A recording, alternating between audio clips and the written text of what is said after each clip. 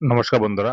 আমি আজকে বাংলা যুব সাথী প্রকল্পে অফলাইন এবং অনলাইনে যারা যুব সাথীর জন্য আবেদন করেছিলেন তাদের কার কি বেনিফিট বেশি রয়েছে সেটা নিয়ে আলোচনা করব।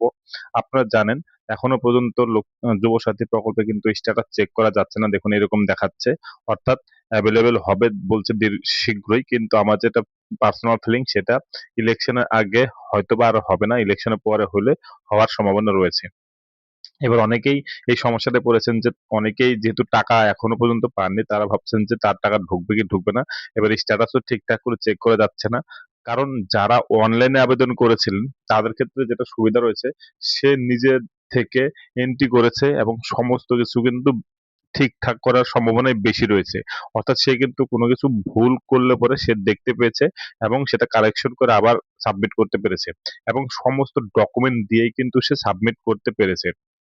কিন্তু যেটা অফলাইনের ক্ষেত্রে সমস্যা হয়েছে, অর্থাৎ এই যুবসাথী প্রকল্পে টাকা পাওয়ার জন্য যে সমস্ত গাইডলাইন ছিল যে আপনার 21 থেকে 40 বছরের মধ্যে বয়স হতে হবে, অ্যাডমিট কার্ড দিতে হবে বা মাধ্যমিক পাস হতে হবে, বা যে সমস্ত আরো গাইডলাইন ছিল যে আধার নাম্বার, ব্যাংকের সাথে মোবাইল নাম্বার লিংক, আধারের সাথে মোবাইল নাম্বার লিংক, এই সমস্ত কিছু ছিল। তো তারা কিন্তু সঠিকভাবে দেখে তারপরে অনলাইনে ফিল আপ করেছে এবং সেখানে অ্যাকসেপ্ট হয়েছে। এবার অফলাইনের ক্ষেত্রে যখন ডাটা এন্ট্রি অপারেটররা এন্ট্রি করেছে, সেক্ষেত্রে তারা কি এন্ট্রি করেছে আপনি কিন্তু জানেন না। কারণ হাজার হাজার ফর্ম কিন্তু তখন ছিল। আর এটা ছিল 1 এপ্রিল থেকে পাওয়ার কথা এই টাকাটা, কিন্তু মাননীয় মুখ্যমন্ত্রী আগে ঘোষণা করে দেন যে আহ, যুবসাথী টাকা দেওয়া হবে। তো সেই অনুসারে কিন্তু ব্লকের উপর হিউজ একটা প্রেশার পড়ে যায় এবং তারা কিন্তু প্রচুর ডাটা এন্ট্রি অপারেটরকে নিয়োগ করে এই কাজটা কমপ্লিট করার জন্য।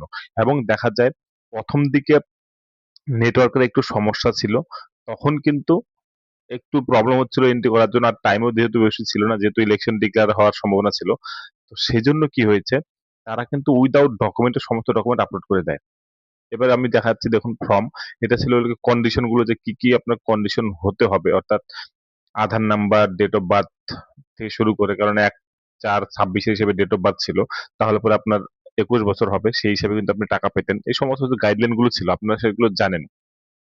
এবার যেটা প্রবলেম হয়েছে, ধরুন হাজার হাজার ফর্মের মধ্যে ডাটা এন্ট্রি অপারেটররা যখন তাড়াহুড়া করে এন্ট্রি করেছেন, তারা সঠিকভাবে সমস্ত কিছু এন্ট্রি করেছেন কিনা সেটা কিন্তু বোঝার উপায় নেই।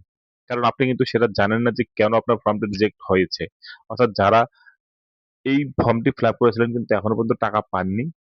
তো অনেকেরই কিন্তু ফর্ম রিজেক্ট হয়েছে। এবার এমন না যে সবার ফর্ম রিজেক্ট হয়েছে, যাদের রিজেক্ট হয়েছে তারা কেন রিজেক্ট হয়েছে তারা কিন্তু জানতে পারছেন না। এবার অনেকেই হয়তো আম বুঝতে পারছেন যে তাদের যেহেতু মাধ্যমিক বা 21 বছর বয়স বা 40 বছরের বেশি, এই সমস্ত বেসিক জিনিস যেগুলো ছিল তারা হয়তো বুঝতে পারছেন যে যদি সেগুলো তারা ভুল করে থাকেন তাহলে পরে ডাটা এন্ট্রি অপারেটর যারা আছে তারা হয়তো তার ফর্মটা এন্ট্রি করতে গেলে পরেও এন্ট্রি করতে পারবে না, যেহেতু তার যেগুলো কন্ডিশন ছিল সেগুলো সে ফিল আপ করেনি।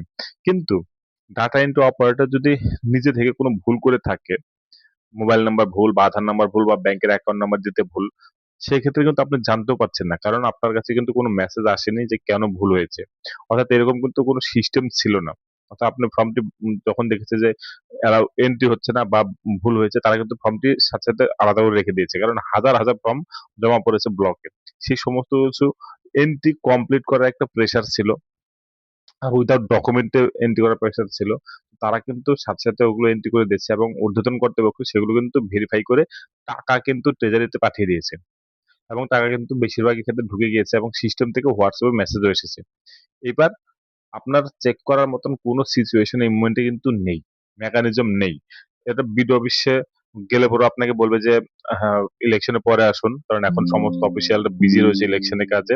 তো আপনি এখন গেলেও কিন্তু পাবেন না। তো ওয়েট করা ছাড়া আর কোনো বুদ্ধি নেই, কারণ অনলাইন যারা এন্ট্রি করেছেন তারাই কিন্তু ভালো করেছেন অ্যাকচুয়ালি আমি বলবো, কারণ তাদেরটা সঠিকভাবে ফিল আপ করেছেন আপনি এবং দেখে নিয়েছেন। কিন্তু অফলাইনের ক্ষেত্রে একটা সমস্যা রয়েছে, আর স্ট্যাটাসটা যদি অন হয় তাহলে পরে বোঝা যাবে যে আরো অ্যাকচুয়ালি কি হয়েছে। তো যাই হোক, ইলেকশনটা পার হতে দিন, ইলেকশন পার হলে পরে তখন আপনি গিয়ে বিডিও অফিস অথবা যুব দপ্তর যেটা আছে সেখানে গিয়েও কিন্তু যোগাযোগ করে বলতে পারেন। যদি তখন আপনার ফর্মটি রিজেক্ট হয়ে যায়, তারপরে যদি অ্যাপ্লিকেশনের অপশন থাকে আবার নতুন করে, সেক্ষেত্রে আপনি অ্যাপ্লিকেশন করে দিতে পারবেন।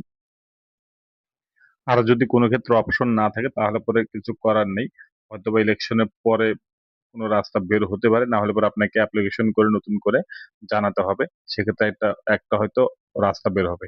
তো যাই হোক বন্ধুরা, আপনার কি অবস্থা? আপনি টাকা পেয়েছেন কিনা সেটা অবশ্যই আমাকে কমেন্টে লিখে জানান।